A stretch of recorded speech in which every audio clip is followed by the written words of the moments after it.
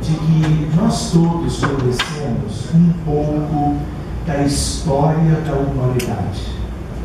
Quando nós estudamos nas escolas, vimos muitas coisas. Muitos de nós já esquecemos boa parte.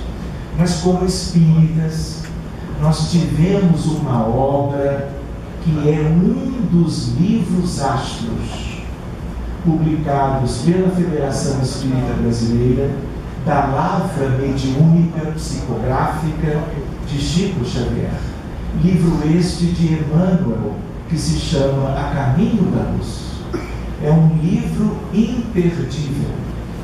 Nós temos dito que temos que ter como espíritas, nesta encarnação, 184 livros de cabeceira. Acho que vai faltar cabeceira para tanto livro. Mas alguém já disse, não, deixa para a próxima, se referindo não à próxima semana, mas à próxima vida, à próxima existência. Aí se lembra de palingenesia, vidas sucessivas e deixa para depois, mas não convém. Nós temos muito que aprender no âmbito da doutrina espírita e do movimento espírita. O livro A Caminho da Luz nos dá uma ideia resumida da história da humanidade, trazida por um espírito de escola, que é Emmanuel, que teve acesso a tudo que era de mais importante dos registros da história da humanidade no mundo espiritual, como um ente desencarnado, e trouxe isso para nós, para o nosso estudo, para o nosso exame. Então nós nos lembramos de muitas questões e ele traz aspectos da pré-história, traz aspectos para nós das civilizações antigas, incluindo a Grécia Antiga, a Roma, incluindo o Egito, que todos vocês se lembram de alguns detalhes, até porque estudaram, outros por afinidades. Aliás, vale lembrar, muitos de vocês já estiveram lá, só que já faz muito tempo, não é verdade? Pois bem, essa caminhada da humanidade terrestre é uma caminhada longa. Nós estamos aqui há muitos milhares de anos. Muitos de vocês foram evoluindo na própria Terra e outros tantos de vocês vieram de capela, numa grande transmigração, há mais ou menos 40 mil anos atrás. E nós estamos agora aqui fazendo os nossos estudos, a nossa caminhada evolutiva na etapa atual. Verdade?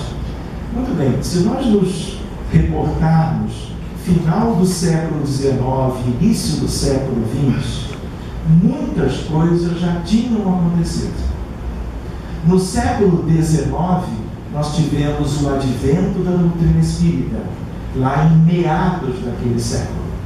E a partir de um grande desenvolvimento, vamos dizer assim, das ciências de um modo geral, nós fomos enxergando a realidade humana de uma maneira cada vez diferente de tudo aquilo que era a nossa base do passado.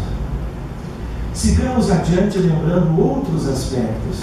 Era necessário o avanço da tecnologia e da reflexão filosófica, e aí, decorrendo disso, uma profunda transformação dos paradigmas. Cada vez mais vocês ouvem falar na palavra paradigma.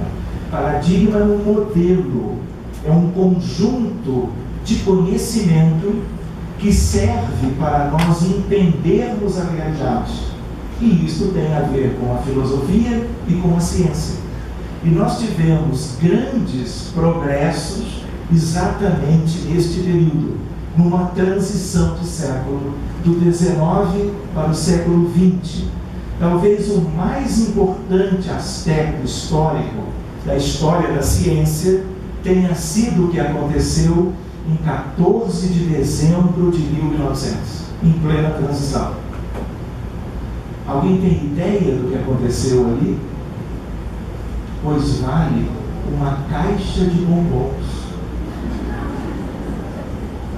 Esse é um tipo de pergunta para bombom nacional. O quer dizer que virão outras questões para bombons importados. Então preparem-se, porque é estudo de verdade. Alguém tem lembrança disso? É uma questão distante da gente, mas ali Max Planck publica um artigo em alemão, porque ele era alemão, numa revista de física de alto nível, vamos dizer assim, elucubrando a respeito de um grande problema da física clássica da época, a chamada catástrofe do ultravioleta. Ele resolve a questão. Era um espírito preparado para isso, reencarna vindo de uma esfera mais alta para trazer depois, como Einstein e outros, uma série de coisas prodigiosas que mudaram o mundo e fizeram a última grande revolução da humanidade. Por isso nós temos computadores, celulares, aviões, naves espaciais e um conjunto de coisas que nós nos acostumamos e praticamente não viveríamos sem eles. Tudo isso tem como base uma nova física, que veio mostrar uma série de realidades novas para nós e trouxeram a possibilidade também de novos paradigmas, novos modelos para entendermos a realidade de um modo geral. Outra questão é a ideia do corpo humano. A partir daquele prazo, daquela época, nós passamos a conhecer como nunca nós tínhamos ideia de como as coisas funcionam no corpo físico, como espíritas diríamos, no corpo humano de um modo geral. E isso trouxe subsídios novos para a biologia e a medicina, e essas questões têm a ver com o nosso tema de hoje. De tal maneira, não fui eu.